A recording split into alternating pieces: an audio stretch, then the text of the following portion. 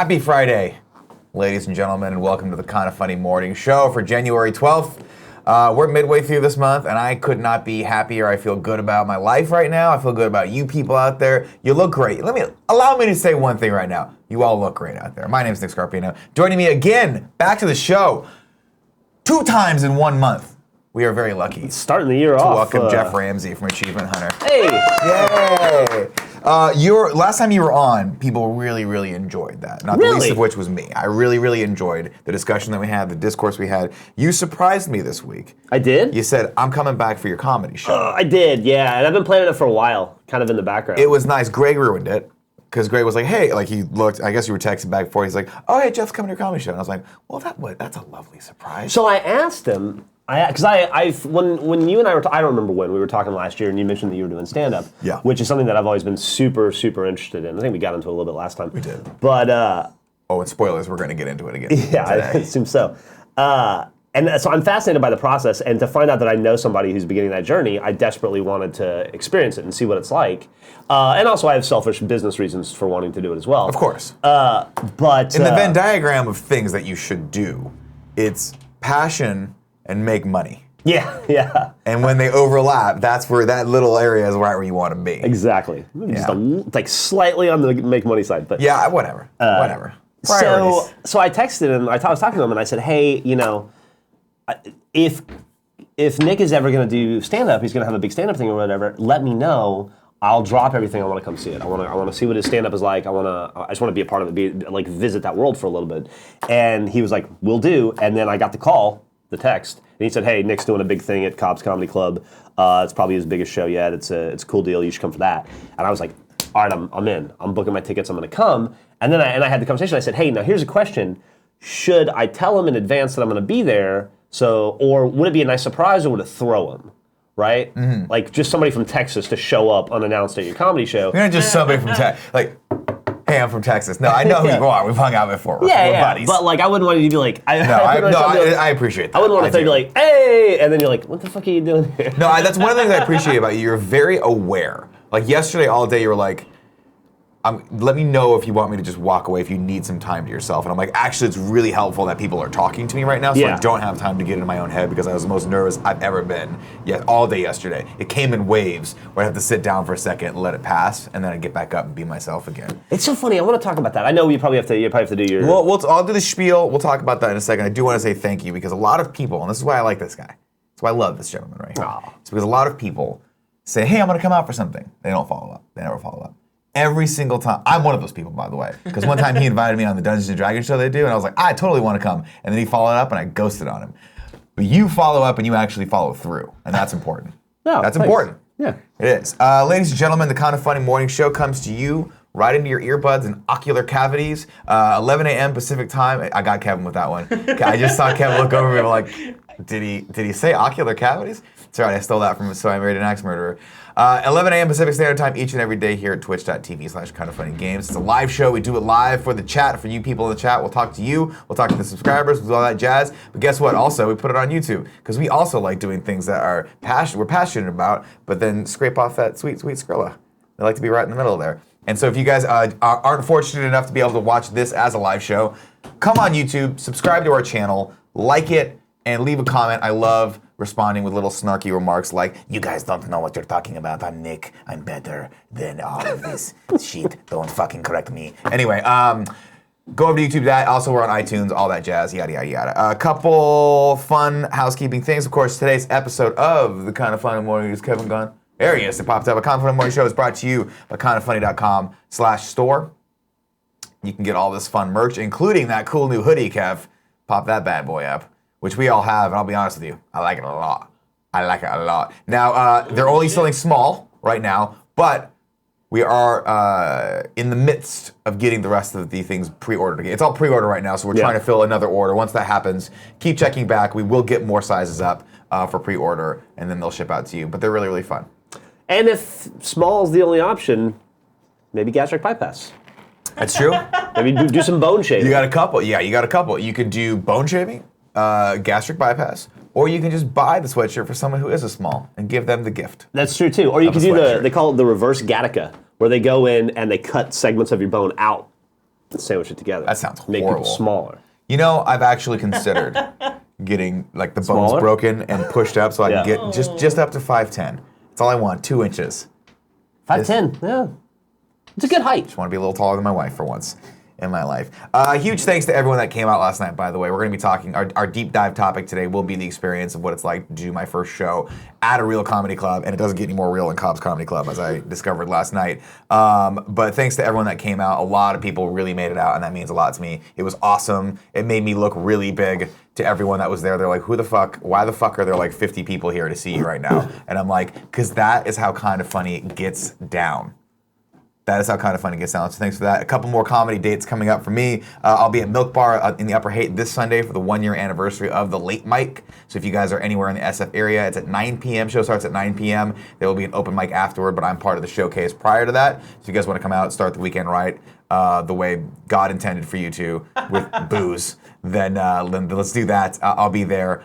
Check back for updates on that. And then, of course, on the 20th, I'm happy to say that I will be opening for Mike Drucker with his show Shit Arcade. That is where comedians play bad video games and make fun of them.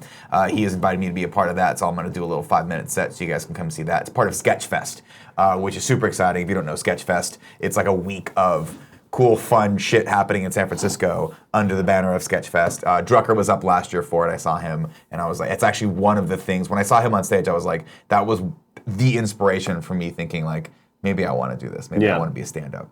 Because Drucker did it, and he made it look, fucking Drucker made it look easy. He got up and he did it, and I was like, oh, Drucker just makes everything look easy. Then I did it, and I shit the bed for a year straight. Yeah, Just talented people are the worst in that way. God, I hate them. They make a hard thing look so easy, and it's like, bastards. You fucker.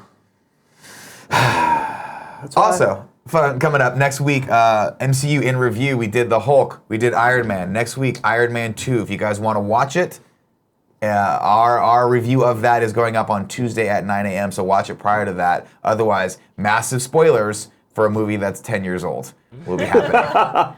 Are you guys doing a ranking system as you do? You are, yeah. Well, there's two. Who's winning right now? Right now, Iron Man. Yeah, well, there's Iron Man only been 1. two. Okay. Iron Man 1 is at the top. Yeah. Hulk is number 2. Not a hard choice there. No. The Incredible Hulk, not a hard choice. This is the Ed Norton version. Okay. Yeah. So next is going to be Iron Man 2. My prediction is that Iron Man 2 is going to bump The Incredible Hulk down one. But I could be wrong. I'll tell you something about Iron Man 2. Mm-hmm. I saw it. I fell asleep in it. Whoa. To this day, I don't know what Iron Man 2 is about. You know what? I know it had Mickey Rourke in it. I'll top level it for you. Okay. I know it had Wild Orchid in it. Iron Man. Yeah. Fights another version of himself, basically. Okay. And wins. Oh, good for him. Yeah. No, Nick, you're thinking about Iron Man 1. I did see Iron Man 1. I'm also thinking about Iron Man 2. Nah, I'm just kidding. Yeah. Actually, he fights multiple versions of of himself in that one because they make a bunch of the robots that float around. Have you seen it? No, I'm going to watch it this weekend. I'm excited. I mean, I've seen Iron Man 2 a couple times. Yeah. I like Iron Man 2. I like Iron Man 3. I like them all. You I like like Iron Man RDJ. 3? Yeah. I'm excited to rewatch Iron Man 3. You'll like it. It's a buddy cop I watched it when I movie. went to Paris. Did you? Yeah. Well, you just watched it. You just went to Paris. Yeah. There you go.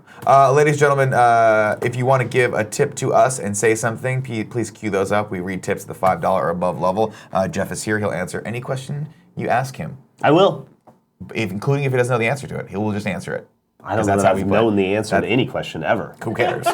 In this day and age, who cares about the truth? We don't care. Yeah. Right? My name's not even Nick Scarpino. Some jokes on you. I'm Dan Phillipson. I just totally fucking made that bullshit name up. Ted Farnsworth, ladies and gentlemen. First news story. Kev, bring this up. Venom, first look at Tom Hardy as Eddie Brock, and full Brazil Comic-Con panel video, IGN first. Terry Swartz writes, all month long IGN first. This is, just scroll down. This is, I guess, Tom Hardy as Eddie Brock. This is the first official look at him, and he looks a whole lot like Tom Hardy. Can I say something? You sure can. I wish that I were I'm straight. I wish that I were at least bisexual. Yeah. I think life would be more interesting if I were gay. Bisexual would be great because I would have such a larger dating pool now that I'm doing that. But every time I look at Tom Hardy, I don't know what it is. I think, I want that guy to fuck me. Yeah. I do. Yeah. Right. You don't want to fuck Tom Hardy. I don't want to fuck him. I think he and I would both look at him and he'd be like, really? And I'm like, I know, I'm sorry, I'll bend over. You just, I want, there's something magnetic about that guy. He's a good-looking motherfucker. My wife really likes Tom Hardy. Yeah. Because she likes his voice and his general demeanor. And she one time was like, you should consider cutting your hair like Tom Hardy. And I'm like, no, I'm not Tom Hardy. Okay, he's far more successful and tall than I am.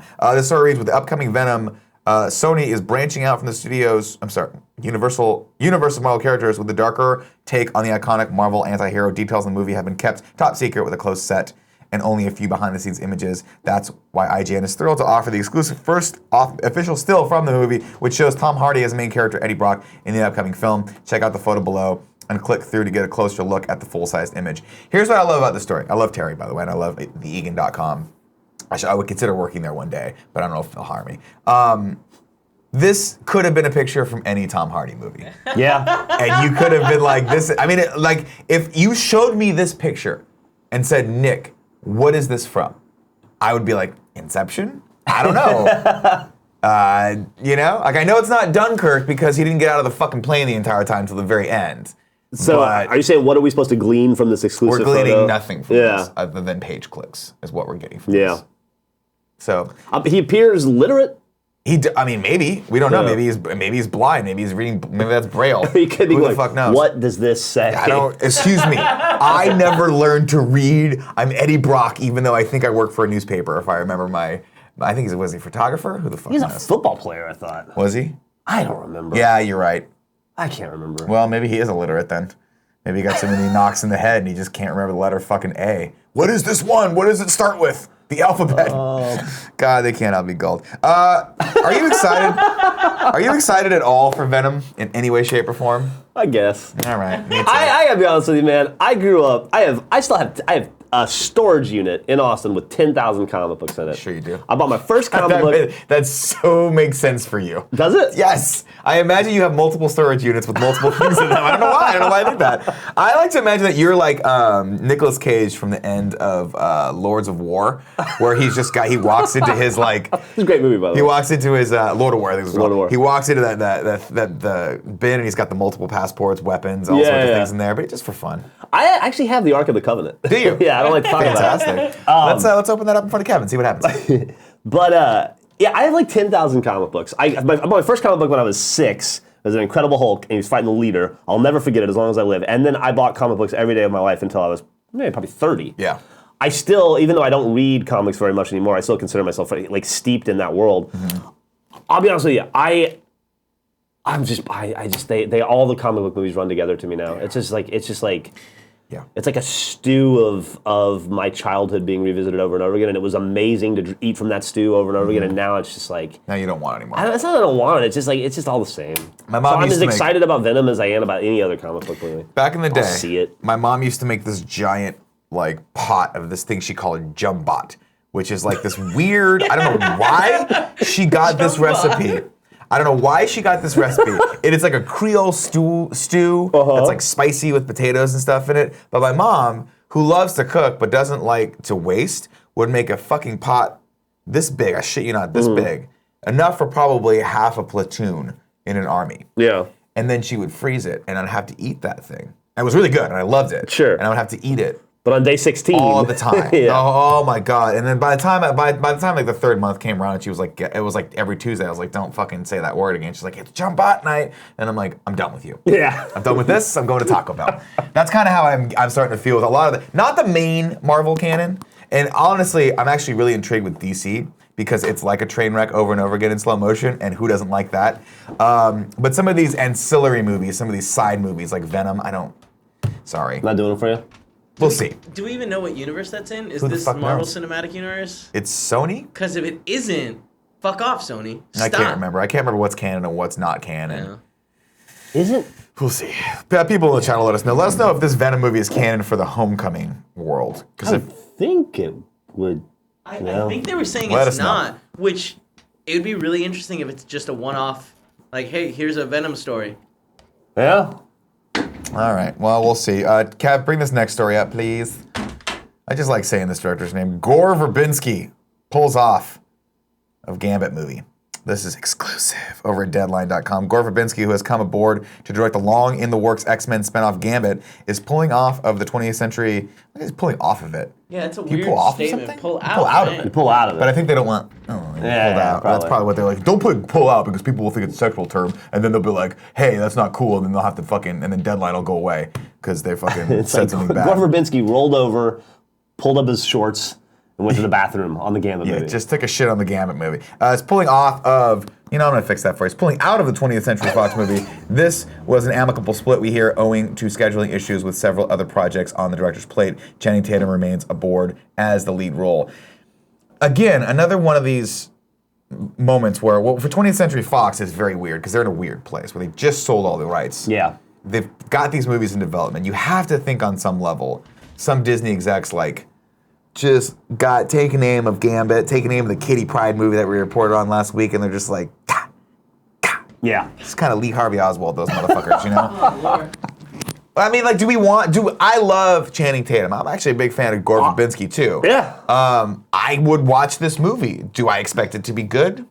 You want to see fucking Channing Tatum run around throwing playing cards with a French accent? I want to see Channing Tatum just do a French accent. Everything else there is icing on the cake, sir. I like Channing Tatum as well, but holy shit. Doesn't that sound? Channing Tatum, by the way, is one of those few people who I mean, I really admire this guy because when he started acting, he was less than horrible. Yeah.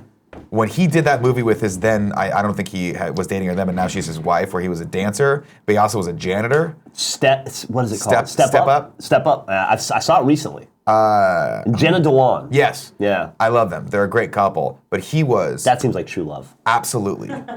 Well, is everything, is there such a thing? We don't know. We'll go into that. We'll check back with you later. He was absolutely atrocious. Oh, yeah. But to his credit, he realized that and admitted so much on press lines. He was like, I realize I'm not a good actor. I'm just happy people like me. And he worked on his craft, and I think he took a lot of acting lessons, and he's much better now than he used to be. Fairly funny dude, too. Funny, great comedic timing. Yeah. I think he's one of those guys where we were looking at him as a sex symbol or potentially to be an action star, but when he hit 21 Jump Street, everyone's like, no, bro, you're gonna Alec Baldwin this. Yeah. You're not who you think you are. You are a comic actor. You are a comedic actor.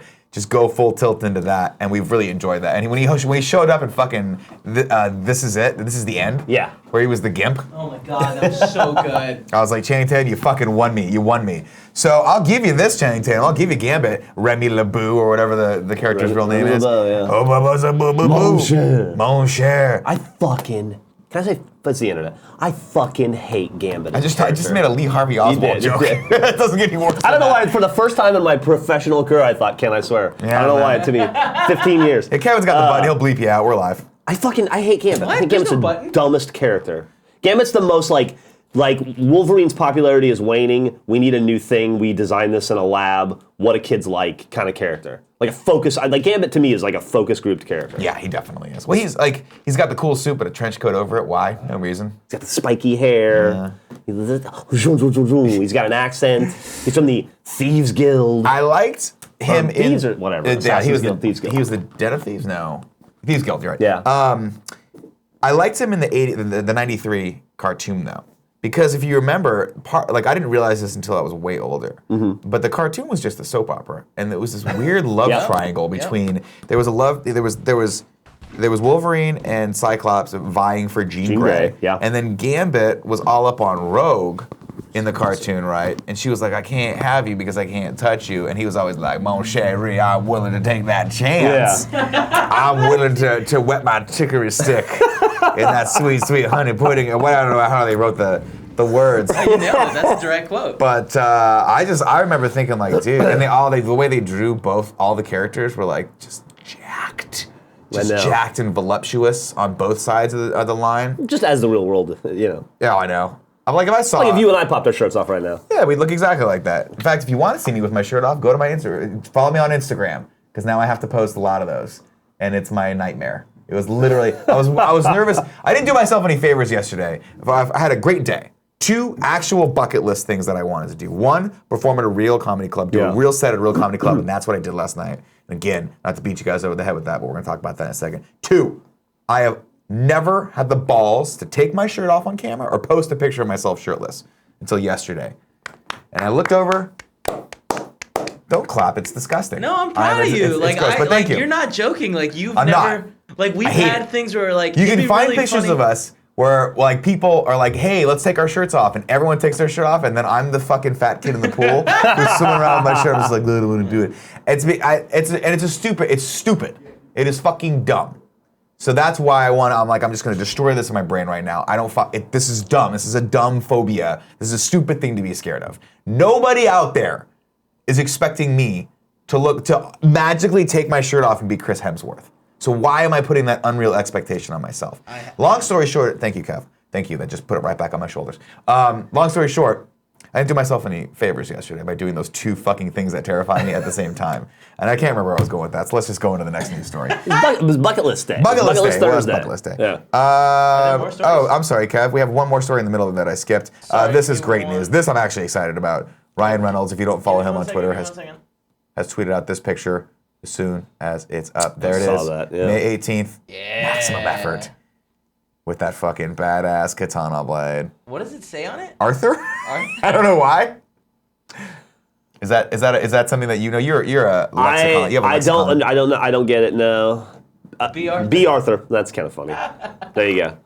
That I was is fucking surprised. hilarious. You got to be kidding me. I was surprised to find out the other day that my mom is a big fan of the Deadpool movie. That creeps me out. I don't know why. That's like, I don't know if she just if my mom wants to fuck Ryan Reynolds, or just like silver robot muscle men, or I don't know what it is. Now, here's the thing, Ryan. If you're watching, don't just take this at face value. We talked about Tom Hardy, right? He's one of those guys. Ryan Reynolds is another one of those guys that if the stars aligned, I would not be ashamed of experimenting with this guy. Having said that, though, I feel like he's going to be the softer touch. I don't want to fuck a man funnier than me. I feel like that's all I got. Good point. Ryan Reynolds, it bugs the shit out of me anytime somebody really good looking is also funny. Yeah, it's annoying. Stop it. Yeah, it's like You get one, you can't get two. why? Yeah, that's not fair. No. Like, what about the rest of us? Fuck. Yeah, leave some for the rest of us. But he's got a big dick too. Hey, Joey, what's going on? Oh, you were talking about the cute voice. Yeah, which one? But top line it for me. Tom Hardy or Ryan Ryan Reynolds, if you had to pick. Reynolds. Ryan Reynolds. Really? And why is that? 100%. Tom Hardy doesn't do it for me. I can see that though. He's kind of like a polarizing. It's like do or don't, right? There's no in between where you're like he's fine. He's not. Ryan Reynolds, he's super high. He's got the acting chops and he's funny. He's got I also love that he's got. I don't know if it's still this case, but for a while there, he had a really good relationship with his wife. Oh yeah, he and Blake. Wait, which one? Blake Lively? Blake Lively. Have you seen all the shit he posts about her? It reminds me of you. Oh yeah. Because it's so like, I forget one post. I'm paraphrasing, but it was like when he won something, and he was like, "I'm so happy to spend." And it's a picture of him and his wife. He's like, "I'm so happy to share this moment with the most important person in my life, me." Yeah. And they just fuck with each other back and forth. Also, I think they have kids now. They're probably adorable. I'm just glad that he found true love after it didn't work out with ScarJo, because they were married first. ScarJo just rips through people. She though. does, She dude. can't be held down. Anyone she wants. I imagine? She's with. Oh, I know. She's with Colin Jost from Who's Colin SNL. Jost? He's the guy that does the nightly news on SNL. Like he and Michael Che. How much do you watch SNL still? Because you're a huge SNL fan. I watch every episode. Really? It's actually it's one of the bonding things. He's very funny, by the way. Fuck this guy. Fuck him. I know. Fuck Perfect you. hair. Colin Jost. Kevin, give me the one. We can't do that anymore, but I just like saying it. Fuck you, Colin Jost. You're gorgeous. You got the hair. It's annoying. that His says- hair bugs the me hair every time I says, see it. I don't care. I'm frivolous. Yeah. I'm fun-filled and frivolous. I have a boyish charm. I'm youthful. Yeah. Fuck you, Colin Jost, for being talented, good-looking, and beautiful. I totally agree. But to answer your question, I watch, Millie and I, we watch SNL. I study comedy, almost like homework. Yeah. Not that I've learned anything from it ever.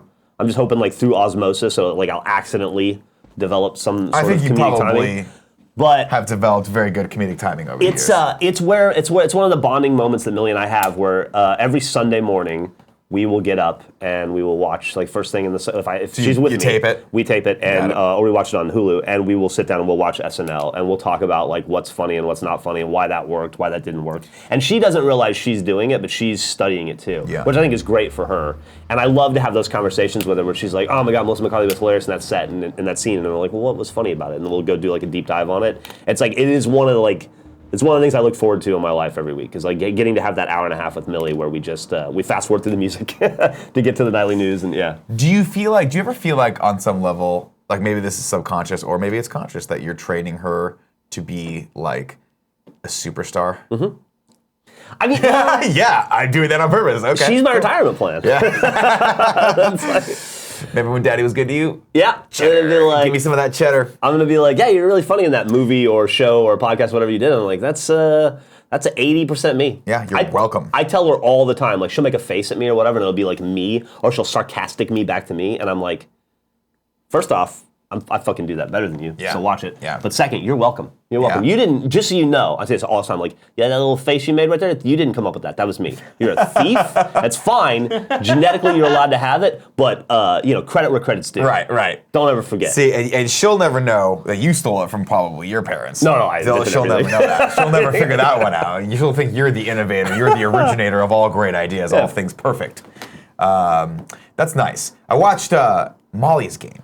Oh, is it good? With really Jessica good. Chastain? Yeah, I'm not to draw any parallels between the father-daughter relationship and that and you guys, but they have a great touching scene toward the end of it where they talk about it because he drove her really hard to be a champion and all these things, and she obviously resents him for it and yada yada. Not that I'm saying that you were. No, I'm like the Allison Janney and like right now, Millie's doing fucking squats right now, like dad's watching. She's running through the woods with like dog food on her back. Yeah, she's killing it. But no, I always find that fascinating because you do have to skate that line between like letting your child be a child, I would imagine, but then also pushing them toward things that you know that they're going to want or be passionate about eventually, but they're kids. So maybe they just want to fuck off? I don't know. Well, and also letting him do what's interesting to him. Like Millie, and I've talked about this at length in Rooster Teeth stuff, but Millie goes to a very difficult to get into magnet school in Austin that you have to apply to get into, and she had to do like auditions and write essays and get letters of recommendation from teachers and principals. It was a whole process. So it's like going to a non-state school college. Awesome. It was crazy. And it's a fucking math and science school. And I'm like, there's a performing arts school I could get you in. And she actually applied as a safety school, because you have to have a safety school for a middle school in Austin. So we're at now, ladies and gentlemen. Yeah. She actually had two. My middle school, by the way, I went to because it was close to my house. Yeah, I know, right? It's fucking bizarre. That's how I was at. And I'm like, that's how much my parents cared. She was like, you're going to the one that's closest so you can walk to it. Yeah. And I was like, gas ain't cheap. Yeah. And I'm like, dude, performing arts school. And she's like, oh, I think I want to go to the math and science school. And I'm like, I mean, I support you in all things you do, so sure, go to the math and science school, but that's all on you, buddy. This is the moment Daddy stops helping you with schoolwork and homework. I can't help you with AP physics. Yeah, Daddy failed 11th and 12th grade math and science. Daddy almost didn't graduate from high school because of it. We have reached the point in the 6th grade where you're outpacing me on knowledge, and you're like, I thought this point would come a little bit later, but I'm like, I'll be there Sunday morning to watch SNL, and we'll do that. But I mean, you can take that integer and I don't buy that whatever a child does in the 6th grade necessarily has to resonate. I mean, she could course correct at some point and be like, oh, math is not for me. But she does. You did tell her that math is not fun. I did. I was like, dude, we say math is the worst at Rooster Teeth for a reason. It's a mantra. It's horrible. Yeah, and she likes it. Ugh. It's she's got like a 98 in it. This would break my heart. She did. She's in a physics class in the 6th grade. I would literally be such a shit about this that when she opened up her physics book, it would be. I would just put comic books in there. Yeah. I'd be like, you're not studying for this. You're gonna burn her physics book.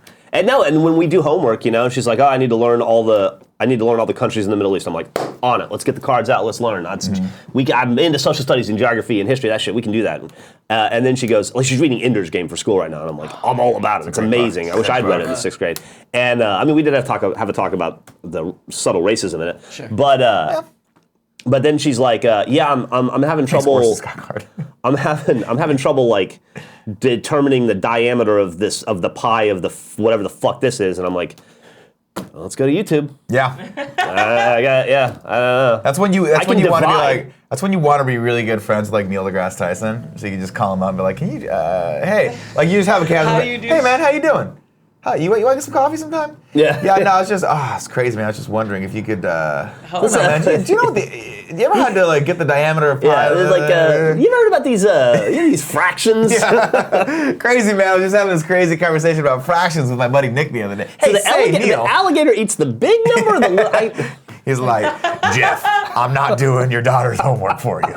Go away. I just want to be in a world where I can call up Neil deGrasse Tyson. Sure, yeah. Don't we all? Just to be like, what's up, man?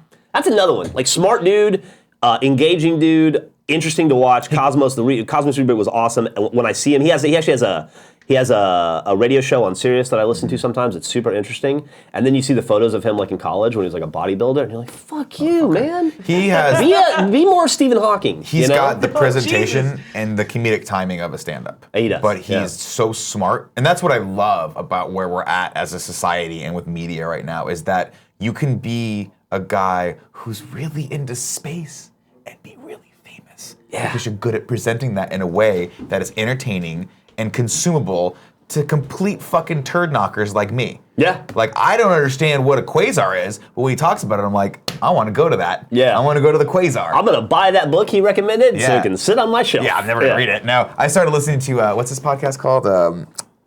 I can't remember. It's obviously very. I'm famous. fucking smarter than you with Neil deGrasse Tyson. Yeah, I started listening to that, and about halfway through, I was like, "This is fucking fascinating." But my brain wanders. Yeah. Because I'm like, I'll start thinking about simpler shit, like Taco Bell. But he's awesome. Ladies and gentlemen, keep your tips. We'll read those in a second. Right now, we're going to go into the deep dive topic. Last night was a great night for me. Not the least of which was because I had all of my friends, all of my family in SF. My brothers from Austin came in. I was able to do what I wanted to do, which was when I started stand-up, my goal was to be comfortable and have fun on stage, and I think I succeeded in that last night. Well, I know I had fun on stage, so I definitely succeeded in that last night, and people told me that I looked comfortable. But if you guys don't know, I did Cobb's Comedy Club last night. That was the first time I've ever done a big comedy club, and I had been working up to this for a year, and one of my friends who's booked me on other things knows I can bring people, was very candid with me, and was like, look, I want you to come on this for a couple of reasons. One, I think you're funny. And I was like, thank you for lying to me right now. Sure, yeah. And he goes, two, and probably more importantly, I think you can bring people. So if you can bring people, I'll book you on the show. And he had talked to me about that a month ago, and was like, it's at Cobb's, and I'm like, this is gonna be something for me. This is the next level for me. I walked around and looked at all the framed photos of all the comedians that have been there. Stood on that stage, right? And you're getting guys like, the first one I saw was Norm Macdonald. I mean, this is a real comedy club. This is people. Bill Bellamy was there last week. Yeah. I think Bill Burr was doing it. Janine Garofalo was there like a week or two ago. I saw. Yeah. So I'm like, I'm very much looking forward to this for a number of reasons, not the least of which because they have a green room with tea in it, which is great. I've never been in a green room before. I've never been invited to be in a green room before. I've never been treated as a real comedian before with a bunch of other comedians. And it was every bit as exciting as you could think, and it was every bit as annoying as you would think. Yeah. I was like, hey, you having a great time? And the people that do this for a living are like, you need to take it down 5 notches, sir. I get that you're JoJo the Idiot Circus Boy right now, but like I've been doing this for 10 years, and like this is just a gig for me. But it was cool because you obviously have an interest in this from both a personal business and Skrill, that sweet nasty Skrilla portion of it. You talked about potentially maybe doing through RT Docs a documentary on stand-up. And you said yesterday, I was like, hey, I'm going to an open mic to just get out some of the nerves beforehand. And you were like, I'd like to come with you because I'd like to see this process. And I'm like, you don't understand. It's going to be terrible. Like, it's going to be a tiny little place that's run down. And by the way, it was hilarious because this place is in Daly City, not quite San Francisco, but this is how different this place was. We go, it's called Shugs. It's like this little kind of like a social club. I guess, yeah. I don't know what it is. I ordered a bottle of water and a Diet Coke. Right? Now, everywhere else in San Francisco, that would have been at least $10. Am I right, cool, Greg? Hell yeah. Diet Coke at that fucking bar we were at the other day, and a bottle of water got over like $15. Man. $3. $3. And I ordered you want something? I'm gonna get a water. And I was like, yeah, I guess I'll take a Diet Coke. And lady goes, excuse me? Yeah. And I was like, I'll take a Diet Coke. You got diet whatever? And she goes, I look. I get. Like nobody has ever been asked for a Diet Coke in that. And she found me one, and then I was drinking, and I realized it was a caffeine-free Coke. Caffeine-free Diet Coke, which is in the gold can. Yeah. Which they're not fooling anybody with that gold, by the way. No. And I thought to myself, I haven't seen one of these in 15 years. I don't think they make them anymore. Yeah. I'm like, how long has that been in there? And you were like, don't ask that question. Yeah, Let's just drink it. Let's not worry about it. Also, on a side note, caffeine-free, I love Diet Coke. I'm a huge Diet Coke fan. I'm trying not to drink it these days. I haven't had one since the new year. but caffeine-free Diet Coke does not taste the same. It's not good. It's not good. It's not good at all. Yeah. You need that caffeine. So what was your perception of that? Because I know you had some thoughts on that process. You Well, were like, first off, by the way, thank you for hanging out with me all day because I think it really helped my nerves. 'Cause I Oh, was, good. I was about to shit myself. I was honestly, and thank you for being so welcoming with that day, because I know it was a big day for you. That was, I assume, your biggest. I mean, probably Kind of Funny Live 3. You performed to a lot of people. Kind of Funny Live 3 was cheating, though. It is cheating. Kind of Funny Live 3 was I just that's like doing a fucking family dinner party. Yeah. You know, like, even, like I didn't care if I bombed. Like, my goal was just to go out there and like say hello to the people that I was. I mean, by the fucking front row, I knew everyone. Yeah. So that was cheating. So I was super self-conscious about, like, I mean, everybody's process is different. I definitely have a routine that I go through before I do a big panel at an RTX or wherever, where I'm going to talk to 4,000 people. And it's super comfortable, and I've done it a million times, but there's still like a process I have to go through starting about 20 to 30 minutes before getting on stage, where I just have to get myself in the right headspace. Yeah, you got to get your head right. And a lot of things, it's just like the mechanics of like, what do I want to talk about? What controversy do we have going on at Rooster Teeth right now? What's the worst question somebody could ask me? How am I going to handle? I don't want to be caught off guard, so I have to go through all the different permutations. You don't want to have to give the long and then you're looking for the right PR thing to say. And so I have to do like a lot of like mental housekeeping to get in the right place. And so I'm super like cognizant of that, and I didn't want to encroach upon that in any way. So that is a fucking nice sweater thing. What do you want, vacation? Oh, hi guys, I didn't see that. I was just walking through and just seeing what's happening. I love that for my next sweater. show. Yeah, let me ask you this question. Do you know what this is called? No. I think it's called a tog. A tog. Or a tog. Yeah, tog. Sound right, he's making that up. Yeah, Okay, it might be. Kevin, look up tog. That's Kevin's cool not there. We'll bag, never and know. he's digging through a wallet. Aside from Biggs figure, I apologize. There you go. It's nice. Let's StitchFix.com/Greggy. There you go. I don't know, kind of funny. I Wow. don't know. It's up there. It's long. We should maybe reach out to Stitch Fix and see if they want to sponsor If us. they could just start sending me the stuff for free, it'd be great. But this is what I'm wearing on Kind of Funny Games Daily, everybody. Use our code. Thanks for the preview. Toggle? Yeah, No, yeah, that's not it. That's a lot of man right there. He is, and then some. Greg's got enough man for two men. I'll just put it that way. So I was super conscious about like not encroaching upon that time for you, especially on what's your first time on that stage, your biggest accomplishment in comedy thus far. Well, in the stand-up, I mean, because everything you do here is comedy, but in this, it's not supposed to be. I don't know. We never really bothered to talk about it before. We just turned the cameras on and started. It's like people are always like, Reverend Simply is so funny, and I'm like, it's a drama. Thank you. You just blew Tim's mind. Tim's sitting over there. He's like, wow, oh my God, I'm seeing it in a different light now. So it was illuminating and fascinating. I mean, it was cool to support a friend. That part's great. And it was cool from a business standpoint to watch the mechanics of it. But it was just fascinating to watch the process, which I think it speaks very highly of you, to me, the way you went about it and the way you did it. But yeah, it was so interesting to go from, like, essentially what happened is you have this big showcase that you're finally on in a legit comedy club where iconic luminaries in the comedic field have performed there and still do. Mm-hmm. And what you did was you worked all day here, and I don't know if there's enough appreciation for that. It's like it's interesting because we talked to a lot of comedians, or we talked to a few comedians at the open mic. Sorry if I'm rambling here, but we talked to a few comedians at the open mic who are like, yeah, I just got off my job as an Uber driver, or I'm an accountant, or whatever it is I do. I'm an occupational therapist, and then this is what I do. And it's my creative outlet. It's what I do for fun. It's my dream, and I'm giving it a shot. And it's not that dissimilar from what you do all day long here, sitting in front of a microphone, talking to a crowd, trying to entertain them. Right. I mean, the format is different. Here you have the benefit of an instilled audience base that's inclined to want to laugh. And everybody knows who you are. You don't have to present yourself to them. Mm-hmm. And you have the help of funny people around you that you can play off of. I got big old Tim Gettys over it's there. A very, waiting in the wings. Absolutely. It's a very lonely, what I assume is a very lonely Sure. process to stand on stage by yourself. I've done solo panels before, but it's not the same thing. And so what you did was you went to this open mic that was literally, it was in this place that looked like it was designed in the 60s, and it's still in the 60s. Yeah. And I'm still drinking a fucking Coke from the 60s. Last time I went, it reeked of ant spray. It did. Yeah, I was like, oh, get a fucking headache. And people are like, I can't smell it anymore. I'm like, you're dying. It was cold as hell in there. I don't know if you noticed that. I did. I'm assuming it's because heat is expensive. I don't know. Don't need that. Yeah, Put people who in cares? there. I just wanted to say that there's a bromance brewing here, and I would be jealous of anyone but Geoff Ramsey here because he's mine. But seeing this happen before my eyes on camera, it's making me a little proud. Oh, I love it. No, Jeff, we talked about this last time. But Jeff and I, within 5 seconds of knowing each other, I was like, I love this man. Yeah, we were fast friends. Absolutely. I really like this guy. 100%. You're good for Nick. You're good. He is, but you think so, but you didn't see us in the car yesterday. We are the exact same person.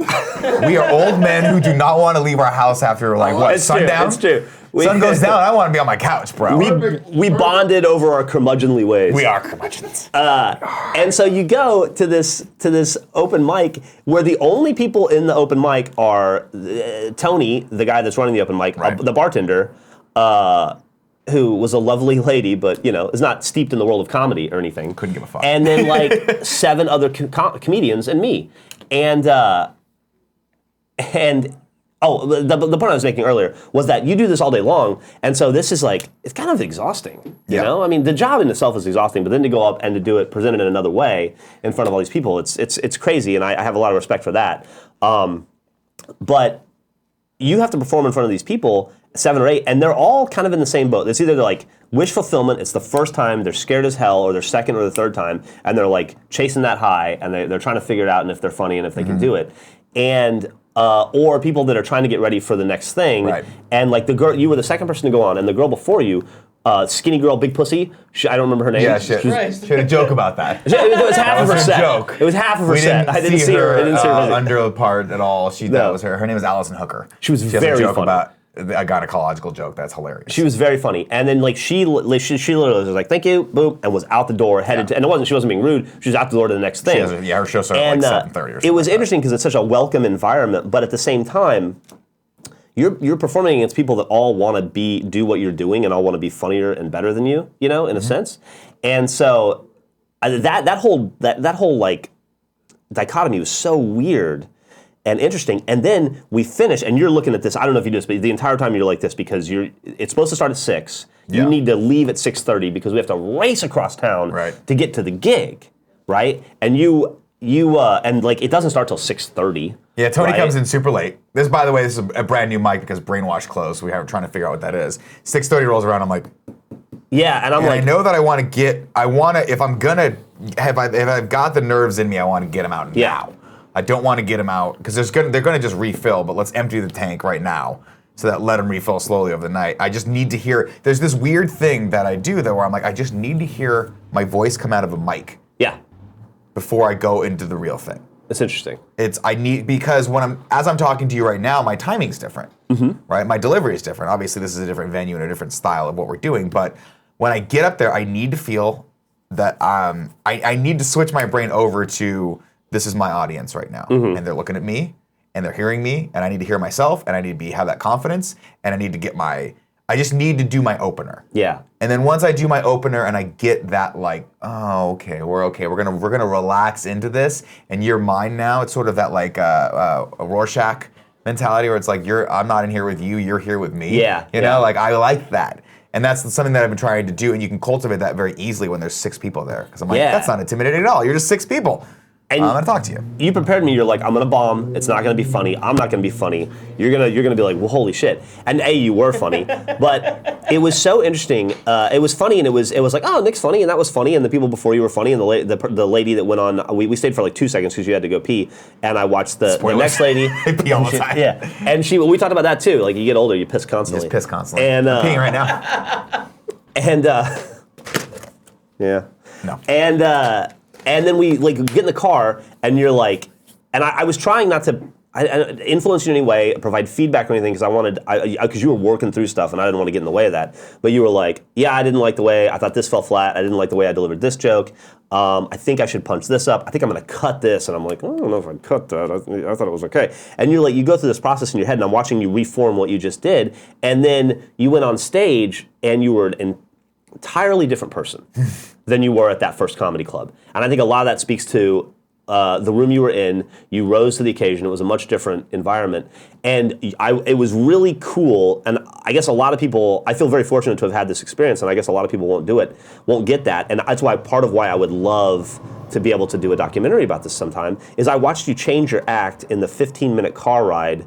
We stopped at a Starbucks, maybe the 20-minute car ride from the first gig to the main gig, and it was fun to watch your brain just go and like convincing yourself like you had a bunch of Catholic stuff and you're like, maybe I should drop the Catholic stuff. There was a joke about, I don't want to spoil your jokes, but there was a joke about like giving birth and you're like, I don't know if I like that. It felt flat. Right. I don't know if I'd presented it well, if the audience was along for the ride. I don't know if the turn at the end was enough to justify the getting there. Tremendous amount of setup. Yeah, the setup. And spoilers, I like to hear my voice. I like to hear myself talk a lot. And the thing that was interesting to me the most is that the whole time you kept repeating this to yourself, and I don't even know if you realized you do it, you're like, gotta slow down. I talk too fast, I gotta slow down. And you kept like peppering that in as you go, and you weren't saying it for me, I could tell you were just like, it was like a mantra to you to kind of, and then you go up on stage there, and you looked like a seasoned veteran, first of all. You had complete and total command of the room, and the show you did was about 3 minutes longer, I wanna say, on the main stage than it was at the, so there was a lot of different material, but the stuff that you did, you totally reworked, and I saw you, take your own notes, modify and change those jokes. I saw they were all better, like every note you gave yourself, every like tweak you made, worked out really well, and then you had new material, and it was really fascinating to watch that process, but also, something that you did, and I guess you didn't really have the opportunity to do it in the first place because it was so small and intimate and you're playing to comedians, but you played the crowd really well and interacted with the crowd, which I think is fascinating, and that's the thing I like most about comedy, because I shouldn't say that.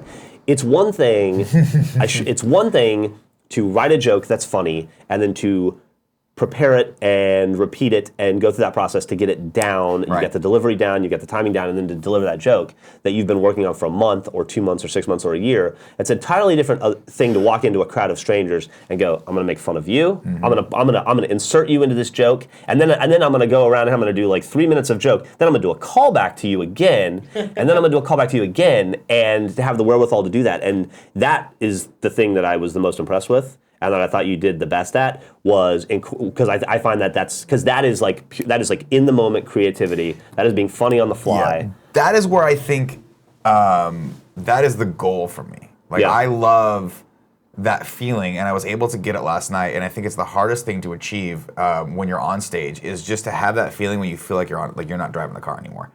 Where it's just, you're not thinking, you're just doing. And I think one of the strategies that I'm trying to utilize is having the confidence that my set's funny, but being able to deviate a little bit and then always come back to that road. So like when you want to do crowd work, when you want to go to the crowd, just knowing that like, look, I've got 10 minutes. I only have to do 7 minutes. Yeah. So if shit's not working, I know there's a couple jokes in there that I think are really funny that I think people will respond to. Those are at the end there. We're going to get there. Right now, let's just have fun. And being able to, like at one point last night, and this is what I've been trying to do, and this is ultimately the goal I think for anyone that's being on stage, is I remember it felt like time just was not a factor, and that I was looking through my own eyes, watching someone else, like listening to someone else perform. And I was just saying, I actually had a moment where I was like, this guy's doing pretty good. And I'm like, wait a minute, that guy's me. Not great, but I was like, people are enjoying this. This is enjoyable, right? And I had one moment where I started saying a joke that is such a fucking obvious, the setup is so obvious where I'm going that's kind of the joke. And I saw, as I paused to just look and see how it was affecting, and the woman in the front row mouthed the punchline, like laughing. And I started laughing at her, and she started laughing at me, and then I said the punchline, and then she started laughing again, because my jokes are not clever. They're just fucking beat you over the head with perversion. Yeah, sure. But it was fun. It was fun, and it was fun to have the front row. And I didn't realize that probably 90% of the front row were the best friends out there that showed up, because all of them came up to me. Well, I made fun of one guy's dick, and he was like, hey man, I've been following you for years. Thanks for talking shit about my dick. And I was like, I apologize about that. I'm sorry. But there always has to be one person who gets his dick talked shit about. But no, ultimately, it was just super fun, and it was super fun to get that experience of like being at a club and being backstage and sitting there watching the host try desperately to say nice things about you, even though he just met you 5 minutes ago. By the spoilers for anyone at comedy shows, sometimes they know you, but sometimes they don't. If they say, this guy's a super talented guy, and they're talking in general, vague terms, they don't know who the fuck you are. Guaranteed, I think if an MC says the word talented in reference to the comedian about to come up, he's never met him before. Or her. Every once in a while, I've had some hosts be like, this comedian is he's 37. Ladies and gentlemen, welcome to the stage, Nick Scarpino. I'm like, Yeah. well, at least you don't. You're not trying. Sounds Italian. But a couple shout outs. Mark Smalls hosted last night. I think he's on social media. I've met him a couple times. He was funny. fucking hilarious. I've seen him at Punchline. He is a tremendous host, and that is not an easy job, especially when you're dealing with a Thursday night crowd. Some people who are very new to comedy, like myself, who you don't know is going to do. Like, you have to go out there and you have to be confident for the people that are coming after you as the host. And if the person that came before me didn't do very well, your job is to go out there and get the crowd back. Yeah. Get them back no matter what. Because timing does matter, and the person that went before you unfortunately does matter. If you lose the crowd, if they lose the crowd, it can be very hard to get them back. And then shout out to Phil Woods, my buddy who booked me on this show. It's Phil Woods, but he goes by Phil Woods. He was the guy that had the Taco Bell joke. He's fucking That's hilarious. a great joke. He books me on things all the time because he's a great guy and just recognizes, that he can be taller than me. And so that's great for him. But yeah, I'm doing another show with him on Sunday, so that's great. And then shout out to Cobbs. It was awesome. So and the people that worked there were great. If you'll allow me, I have a few questions for you. Sure. Okay. First question is, the next time you do stand-up, do you think you have set a base level now, so from here on you'll be more comfortable, or do you think you'll be just as nervous next time as you were? I got a show last coming night? up at Milk Bar on Sunday, and I fully expect to bomb. Really? Why? Different venue, different day, who knows? So all of those factors. The good thing is I know this is the benchmark for how well I can do. Okay. I went up on stage, I did roughly 8 minutes of material. I had a blast. I know I can do that. It might be 6 months till I get back to that again, and that's where it gets hard. Well, that leads into my next question, which is now that you've done that, and I think that you, you brought a crowd, which is probably the most important thing at the end of the day. Sadly, financially, yes. One day I'll be funny enough that people are like, that guy's really funny. I'll come back and see him again. I don't have to follow him on Twitter, but do you we'll think see. you gained enough respect in that group of comedians, like with Phil and Mark, that you'll get asked to do more stuff like that now? Like, do you think your bar has been raised a little bit? I think it gives me a little bit more cachet. I mean, I think Tim filmed it, and unfortunately, I think halfway through they made him stop. Then he kept doing it again because he's Tim. And we asked, by the way, but they weren't organized. It doesn't matter. Sure. I think it'll help build a little bit of cachet with that. It'll be easier for me to sell myself to people of being like, hey, I've done Cobbs. I did pretty well there. Yeah. These two guys can vouch for me, and it'll give me a little bit more confidence to sell myself to people. Because ultimately what I've learned is that I don't think, even though I'd really love this to be the case, I don't think anyone ever comes and says, you've got talent, kid. I'm going to put you in all these shows, right? Yeah. I think, unfortunately, or fortunately, depending on how you look at it, it's really on you. Like, now I have to go out and reach out to these guys again and be like, I had a great fucking time. I will bring more people. I will bring better jokes. My people are awesome, by the way, because they drink a lot and they laugh a lot, which is the two things you want people to do at a club. Book me on more stuff. Book me on more stuff. The great thing for me is I don't need. I need the exposure. I don't need the money. And so I don't have to worry about making a living because we've got this and this is awesome. Yeah. So I can take the risks. I can drive to Sacramento. I can do all these things and not have to worry about any of the actual the stressful things, which is I can't pay my rent. And so I can, I have a little bit more leeway there with just being a little more confident and putting myself out there and saying I'll fucking drive to San Jose tomorrow, or I'll drive to frickin' Santa Barbara or whatever and just go do that and play a club for 5 people. Is that where you want to take this? Do you want to get to the point where you're driving to Santa Barbara and Sacramento? Well, eventually I'd like to get to the point where I take a helicopter to Santa Barbara. Well, yeah, obviously. But I'm not quite there yet. I mean, I want to you're not an Kevin Hart asshole, this yeah. shit. Yeah, exactly. Fuck am I? I'm 37, driving in my Honda. No, I don't know. I don't really have a goal for this, honestly. Okay. The goal is to get better at this because it's really fun. Yeah. Do you think it makes you better at your day job? Yeah. Yeah. Greg pays me nice compliments every once in a while, and he said, you've actually gotten way better at presenting, and your timing's better, and you're more confident, and it is 100% because of comedy. Because coming in here, I get to perform for people out there who know who I am and want this. And that's comforting. It's comforting to know that there are people who are coming onto the morning show because they like the experience they get here. It's confidence building. Yeah. But I would not be able to do this as good if I didn't put myself in front of 10 people who literally sit with hands crossed and they're like, entertain me. I don't know who the fuck you are. Who do you think you are? It doesn't matter. Yeah. They don't care. They don't care who I am, Yeah. nor should they. Because it's the most, I want to say it's the most not democratic, but that's not the word for it, but it's the most honest thing you could possibly do is stand up on stage in front of someone who doesn't know who you are and try to make them laugh. And win them. Yeah. Because if they don't know who you are, after the first couple pity laughs, you're getting silence. Yeah. And so it's a gut check moment where you're like, I'm either not good at this or I need to put a lot more work into this because this is not working. Do you think, could you see yourself getting comfortable enough in comedy and with your act to have a 2-hour act? No.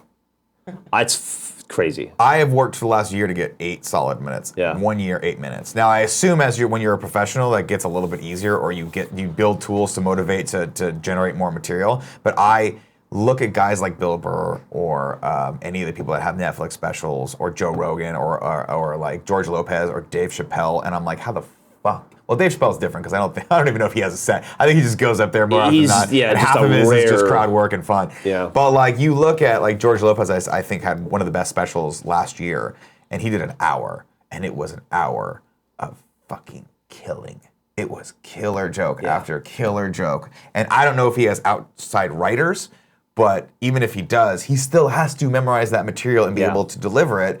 And he's George fucking Lopez, and you expect that level from him. And so I have no idea how you get to that level. It's interesting. It's so foreign to me right now. It's interesting you say that because there was actually an episode. I mean, we touched on this briefly last week, but there was an episode of Marvelous Miss Maisel where she used she hired a writer and used their material, and it went south really quickly. Yeah. I think in some ways it's got to be almost harder to figure out how to tell someone else's jokes. I think that the guys that do it, like you. Chris Rock, there have been people that have criticized big comedians, like Robin Williams famously had writers that came in. Sure. And people like, you say what you will about that. I think it's not like you put a bunch of writers in a room and you come back 6 days later and go, what do you got for me? No, right? of course. Chris Rock's in the fucking room with, famously he tells that story about how it was, he hired Louis C.K. and Tina Fey back in the day, and a bunch of writers. They went into a room for a day with him, and they talked about what I think it was for a movie. But it's the same general process where like you're working with these people to work out bits, and get jokes. So I don't begrudge them that, but I do think that the guys that are like, I did this for a year, I got 60 minutes of material, it's me, I'm going out there, it's ballsy. Yeah, it's ballsy. Yeah. I even had a moment in the car where I learned a lot about myself, not a lot. I learned something about myself last night in the process. And at one point we were in the car, I had some ideas for how to maybe change a punchline for you, and I started to tell you, and then I thought, you know what, I'm gonna shut the fuck up. I was giving you a... I don't mind tags. Yeah. Yeah, I don't mind that at all. I like feedback. I like feedback from people. Wherever I can get it from at this point, ladies and gentlemen, I'll take it. I'll take it. You want to give me a punchline? Throw it at me on Twitter. That's fine. Actually, don't do it on Twitter. Please don't tweet my jokes publicly. They're not quite ready for that. That's actually an interesting thing too, because originally I was like, I want to guard this. Yeah. This has to be a live thing. Yeah. And I was really apprehensive about putting it up in Kind of Funny live. And then I realized that it's kind of a revelation for me, and something that gave me a lot more confidence too, is that most of the people who are going to follow you on this journey like seeing the joke progression. They don't mind hearing the jokes a few times because they like exactly what you talked about, seeing me tweak them. My buddy Eric, for instance, came last night and he was like, dude, it's so cool to see you say the same jokes that I knew were coming, but you said them more succinctly and they were sharper and they made me laugh a second time. And he's like, I've thought about live streaming all my sets before. I don't think I have the balls for that, but something on that level has been percolating in my brain a little bit. So we'll see what happens. It's 12:01, unfortunately. We're going to have to cut this off here because I have Kind of Funny Games Daily coming up real quick. But I do want to read some tips from you guys. Thank you so much. The Filipino Mamba says, wore my Scarpino Shadow Boxing Association shirt proudly as you absolutely killed it last night at Cobb's Comedy Club. Congrats to you, Nick. Keep rocking it. Thank you for still having that shirt. It's one of my favorites.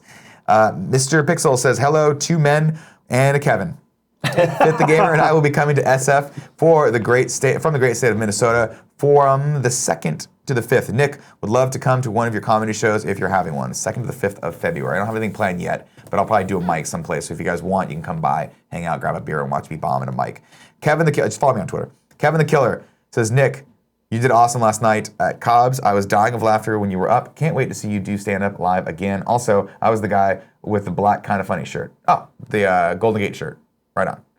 Oh, that's not that good. A-Rock86 says, Nick, you did an amazing comedy job last night. I know this because Cool Greg laughed at your jokes. You come a long way in just a year, and I can't wait to see how far you'll go in comedy. To be fair, you don't know Cool Greg was laughing at my jokes. Because sometimes shit just occurs to Cool Greg and he starts laughing.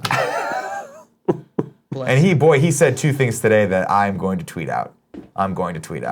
I was like, cool, Greg, you know so much about so much because we were talking about Jay-Z. Yeah. And he was like, nope, I only know about Jay-Z. And I said, cool, Greg, do you think at this point you could be a Jay-Z historian? And he goes, no, I smoke too much weed. And then he walked away. Honesty. You've never seen honesty quite like that. Yeah. Hogan Nation says, big thanks to all for giving me constant laughs for the past 16 weeks as I study to be a certified EMT. Glad to be a best friend, and I'm stoked to have you guys in my ear as I go on to the Fire Academy. Congratulations, man. That's not easy. My brother-in-law was an EMT first and is now a firefighter, and it is fucking hard. So you're doing God's work, my friend. Good for you. Bandy Flounder says, hey guys, figured this show deserves my first tip. I've been following Geoff for years, and these morning shows with you two have been great. Keep up the good work. It does make me wish I lived in Austin, just because then I'd make you come over every Friday, and Fridays would be our morning shows. Oh, That'd absolutely. Be amazing. Be morning coffee with Geoff and Nick. We talk about our morning shits. Zyger1337 says, hey Nick, hey Geoff, just wanted to thank you guys for an amazing show. Nothing but love for both of you. I wish I could have gone to the show last night. I'll try harder. Love you both. Zyger, I love you. You come to everything. You don't have to come to everything. I also now love you. There you go. We'll go into P.S. I love this best friend, XO. XO, this is your opportunity to nominate someone in our community you feel is doing a great job. Go to kindafunny.com/bestfriend to do that. Joe, Cuthbert All Good is shouting out Snowbike Mike. Way, Snowbike Mike, what up? Let's get this party started. I'm shouting out Snowbike Mike because he's just an all-around cool cat. I've been tuning into his Friday night Twitch streams, and he just seems like a nice guy. Now, here's a fun thing you may or may not know about Snowbike Mike. Snowbike Mike has been a Patreon supporter of ours from day one. Okay. Now, we have a tier on Patreon where we do Google Hangouts with you. If you support us for 3 months, you get to do a Google Hangout with us. Snowbike Mike starts every single one of his like it's like the best podcast you've ever listened to. Where he's like, what's up, everybody? Welcome to the Snowbike Mike podcast, yada, yada, yada. We went for 6 months. Like, we did 5 of these things before we realized he wasn't recording them. Are you serious? He was just doing them for fun. Wow. And I was like, are you kidding? And then he started Twitch streaming. We're like, okay, you were just doing it for practice. I get that. Yeah. But to this day, I'm bitter that we didn't record those. Yeah. Because I would have put them up on my fucking I don't think he was giving on my him YouTube A channel. material. Oh my Yeah. God, he's so funny. He's hilarious. And the last one, he brought his mom on as his co-host. That's She has no awesome. idea who we are. At one point, she got up and left for a while and came right back down. No context. Didn't know who we were. Didn't care. It was great. He's so amazing. Giveaway time, ladies and gentlemen. Real quick, Nick. yeah. We have some cheers. as Oh, well. cheers. I'm so sorry, guys. I always forget about those cheers. They're on the screen if you want to. Yeah, no, X Haynes gave us a cheer. Thank you very much for that. Superman Cool says, meeting Greg in the bathroom last night was a delight, as delightful as it was awkward. Glad you guys are so local for me. Hope to meet the rest of you guys sometime, preferably not in a restroom. Much love, Drew Sherman. Drew, are you the one that looks like a really young narc? Because there was a guy last night that I met outside the bathroom who was like, hey man, you did a great job. And I was like, you look like you were a 16-year-old cop. Because he had a mustache. So let me know if that's you, because I feel like that might be you. Oh, he gave us another tip. It says, I drove an hour and a half to see your set, Nick. It was awesome. You were legitimately funny. I can honestly say the laughs you gave me were genuine, which is more than I could say for a couple of those comics. Smiley face. Really happy my girlfriend and I were able to chat with you on the way out. I was the dude with the mustache who you said looked like a rookie cop drug dealer. Can't wait to see you up there again soon. That's great. Bobby the Douche gave us a couple cheers and said, a day late, B-Day tax turned all the way up. Today, it's just ginger ale and you guys. From your boy, the Douche. Thanks, Bobby the Douche. And that's it for cheers right now. Giveaway time, 4 ways to win. 1, you can be in the Twitch chat right now. You can watch live, be in the Twitch chat. 2, you can be a Twitch subscriber. If you have Amazon Prime, this is your daily reminder. Use Amazon Prime to give you a free subscription to one Twitch channel. Give it to someone. If you want to give it to us, I will not stop you. I won't, I'm not even going to feign that I don't want it. I'm like, yeah, give it to us. But give it to someone if you don't give it to us. Give it to someone in the community. I gave mine to Crave Snow last month, and every month I'm giving mine to someone special just to incentivize you to get out there and do the right thing. I'm going to give mine to Snowbike Mike. There you go. Yeah. There it is. Oh, he's next for me too. God bless him. Ways 3 and 4, patreon.com/kindafunny or patreon.com/kindafunnygames. If you support us at the $2 or above level, you get entered to win, but you also get all the perks of the $1 and above level, which gets you early access to all our content like MCU and review. No, that's not true. That's not on there. MCU review just goes out. Like all the podcasts, you get to watch the podcast live, and you get which is really, really fun. Did I get that right, Kevin? Is that the live podcast here? The dollar? Yeah. Yes. Yeah, okay, good. Yeah. Shit's slipping for me these days. Today's winner of our giveaway comes from the Kind of Funny Games Patreon. Congratulations, Jared Milrod. You have won Elite Dangerous on the PS4. Ooh. 2 words that when you put together mean nothing. Elite Dangerous. Nothing. Nothing to me. It's like a generic B movie. Yeah. Yeah, what are you going to do? I bet Stone Cold Steve Austin's in it, though. Oh, God, I hope he is. He did a good movie a while back where they were all stuck on an island, and that was the last thing he did. Oh, yeah? Remember that? It was actually No. not a bad movie. I Can't don't remember know. what it was I don't know called. if I've actually seen the movie. Well, Lord don't of watch the it. Flies. It was not Lord of the Flies. Might have been Lord of the Rings, for all I know. I don't watch movies that much. He was Piggy. Ladies and gentlemen, queue up your questions, comments, and concerns for Jeff. He's here for just 15 more minutes, and then we'll go into sub-only mode, and we'll talk to you guys. A-Rock86 says, Nick is getting senile in his ripe old age of 37. Well, no debating that. Richmond, two dicks, says, Jeff, how much Bitcoin would you buy Nick for? Well, I just bought all of Sugar Pine 7 for 5 Bitcoin. So, But to be fair, nobody knows what 5 Bitcoin means in real money. not a clue. That could be $10 million. I might have been know. fleeced. I don't know. You might have been. I think I'd throw down at least 15 Bitcoin for a Scarpino. That's a lot. That's a lot of Bitcoin. That's either $1 or $75 million. Nobody knows. and there's no middle ground there. There's It's no one middle or the ground. other. I have been following this Bitcoin thing very loosely for the past few weeks, ever since someone said that it was skyrocketing and then it has since plunged. And people come out of the woodwork who are Bitcoin supporters. I'm gonna see how much I've lost today. I'll go into that. I'll read one more comment. Greedy Ear says, Nick, when a show doesn't go how you hoped, can you tell the difference between a crowd just not feeling that night, if it was the material needed work or a mix of both? No. Sometimes the crowd cools off and you can feel it. Sometimes it's your delivery, and sometimes they just don't like your jokes. If I could just chime in for a second, Yes. I've gone to shows with you where you're like, oh man, I bombed. And it's like, no, you didn't bomb. There was just 3 people in the audience, and 2 of them were comedians that were like rehearsing their own bits in their minds. Yeah. So it's just, I feel like a lot of times when you come out and you're like, oh man, yeah, I bombed out at open mic yesterday, and it was like, I think that the room sucked. It's possible. Yeah. But 'Cause, it's like, not an excuse. You should be able to make 2 people laugh. If you Sure. can make 2 people laugh, you can make 200 people laugh. That's just the way it goes. That is what That's they the way say. it goes. Lakers Shed 2432 says, Nick, can you give Andy shit because the Lakers beat the Spurs? Yeah, I can. Thanks, Lakers Head. Yeah, weren't the Spurs missing 4 players though? No, we don't watch any sports. Oh, sorry. Yeah. Yeah, we're not allowed to. We unfortunately don't have time on the show And for Andy sports. I'd actually love didn't to. come in today, I'd love so- I'd love to carve out some more time for the show. You're We still simply talking about it. We simply can't squeeze any more into this show. And people don't like sports that much, so we got to give them what they want. Yeah, same. Let's go into sub-only mode right now, and then I'm gonna go pee-pee.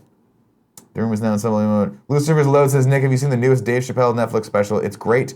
The first 2/3 then completely falls off the last third. Interesting. No, I saw he released 2 specials in a row, or like consecutively, not consecutively, at the same time. The one that he did on the same stage that he did Killing Me Softly, I thought was really funny, but I haven't seen the other one yet. I The one he saw did them live. both. What'd you I think? liked them both. The, Yeah. the second one we talked a little bit about it yesterday. He got into a real deep dive on the story that he went in about a book he read about a pimp, and it was dark, and it wasn't necessarily funny. that's what he's talking But he about. does that. That's like that's how he ends. I saw him in Austin last year. He did the same thing. Like he does all of his comedy. He kills for like an hour and a half or whatever, and then he does like 30 minutes of like social consciousness, or like and Yeah. so. Maybe if that's not your thing, I guess I could see how you wouldn't enjoy it. I But I found it fascinating. If that's what I like though about the medium, is that it's your time. Yeah. You can fill it with whatever you want. It's true. Do whatever you want. Doesn't have to be funny. Just has to be entertaining, or at least thought-provoking on some level. Doesn't even have to be that. You can just go up there and fucking yell at people for an hour. Some people do that. Let's see. Jeff, where do you go to get your hair done? Says Justin Ryan Beer. It's a great question. Fair. I've been getting my hair cut by Griffin every week for 13 years, and It's one of those problems you got to solve now. Yeah, It's, yeah. Moving out into Yeah, a yeah. singlehood again. Well, there you go. I'm sure there's plenty of cool barbers that'll, give you a nice, like, you got to go to a barber. This is what you got to do. It's my recommendation for you. Find a good barber, like a hipster barber place. They give the hot towel massage. They do like the razor shave if you want it, like the straight razor shave. They just like they get in there with the shoulders and they give cut you the like hair. the You free feel beer or good. the glass of whiskey. Yeah, they make you feel like a man. Yeah. They walk in and it smells like leather. They also charge you $65. They charge you $165. No, yeah, they do charge you a lot. Yeah. But that's because I got my the beard done. And to be fair, the beard's harder to cut than the hair because there's more hair here than there is on the top. I'll just do the Rooster Teeth way, where if I don't want to pay for it, I'll just figure out a way to turn it into a show. Yeah. And then it's like Jeff gets his haircut every 3 weeks. There The it is. podcast. And you're just getting your hair cut and no one's talking. The guy just keeps asking you the same 4 questions they always ask you because they can't remember from the 6 weeks prior. Hey man, you got any kids? 1. Oh man, that's great. Boy or girl? Girl. Where you Still a live? Girl. Where you live? You going anywhere? You traveling anywhere? No man. I'm just staying in my cave. Pissed Librarian says Geoff needs to convince Nick to watch Twin Peaks. Hey, Nick. Maybe watch it, maybe don't. I honestly don't give a shit. Oh, there you go. I gave it my all. I'll tell you one thing right now. The X-Files came back. Yes. They came that back. Six episode run last They're doing year. no, they're back They're now. doing another They're one. doing another It hasn't one. come out yet, though. It has. Oh, it has? Yeah, I think the first one dropped last week, I want to say. And I started watching it, and I fell asleep. And then I'm just like, I don't want to go back to the past, ladies and gentlemen. Yeah, I was not blown away by the last iteration.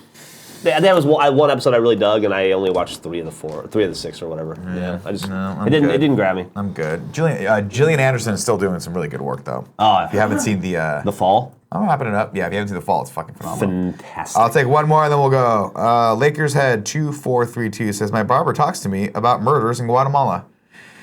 Ladies and gentlemen, that's your Kind of Funny morning show for January 12th. Thanks so much for joining us. Happy Friday. Enjoy the rest of your day and have a lovely weekend. And if you're in the Bay Area, come out and see me at Milk Bar on Sunday night. Geoff, as always, an extreme pleasure. Thank you for coming. Thank you for having me. And can I just say, if you are in Guatemala, stay safe. Stay safe.